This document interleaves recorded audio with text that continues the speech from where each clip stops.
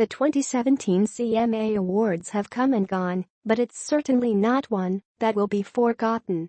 From a special remembrance of Glen Campbell, Troy Gentry and those the country community lost in the tragic Route 91 Harvest Festival shooting last month, to rocking performances from some of country's biggest names such as Keith Urban and Miranda Lambert, the 51st annual CMAs were undoubtedly memorable.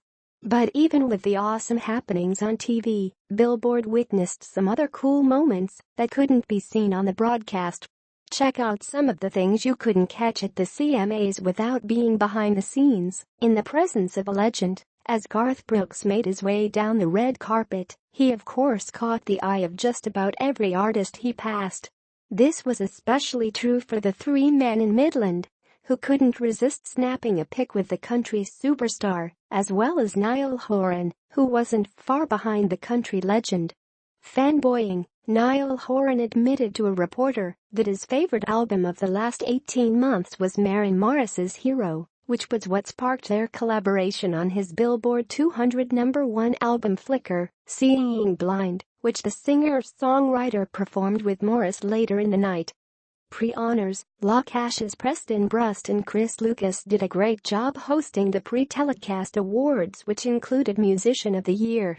Mac McAnally took the stage and acknowledged his fellow nominees and then quipped, "I really want to thank God and the IRS for considering what I do a job."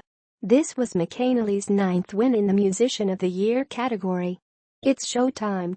Before the show, a female announcer's voice continually urged the audience to take their seats, and as the kickoff drew closer warned, "Don't make me go all Southern on you."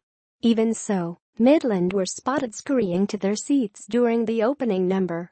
Star-studded sing-along, as Eric Church opened the show with Amazing Grace, Randy Travis was seen sitting nearby in the audience singing along. Casual hellos, Tim McGraw said hi to some familiar faces while hanging out prior to taking the stage with wife Faith Hill for The Rest of Our Life. While he was sans the white suit Cody wore for the performance, McGraw was of course sporting his signature leather cowboy hat. "It's still their town." The crowd was immediately on their feet for My Town, the multi-artist tribute to Montgomery Gentry's Troy Gentry. There's some tears as photos of Troy played on giant screens and the crowd roared when Eddie Montgomery came on stage. Following the performance, Montgomery sat down backstage with Good Morning America's Laura Spencer. Meet the Press co-host Brad Paisley was escorted from the front of the arena to the rear of the venue to introduce Garth Brooks. As he made his way back to the stage after the performance, he stopped in the press section of the audience and said hello to Kurt Bardella of The Morning Hangover, Sherrod Robertson, owner-publisher of Music Row and Billboard's in-house reporter. Smile for the camera. After joining Kelsea Ballerini for a duet of the Unapologetically Singer's hit Legends, Reba McEntire made her way backstage to pose for a photo shoot with a fancy chair and some roses. Special guests, the Dodgers pitcher Clayton Kershaw and his wife Ellen were seen in the audience as the couple attended the CMA Awards as guests of Brad Paisley. The winner's circle, I'll raise it. A little heavy new Artist of the Year winner John Party said as he held up his trophy for cameras in a post-win press conference. Later, as he's made the rounds talking to press, the Dirt on My Boot singer asked a friend, "Was my speech good?"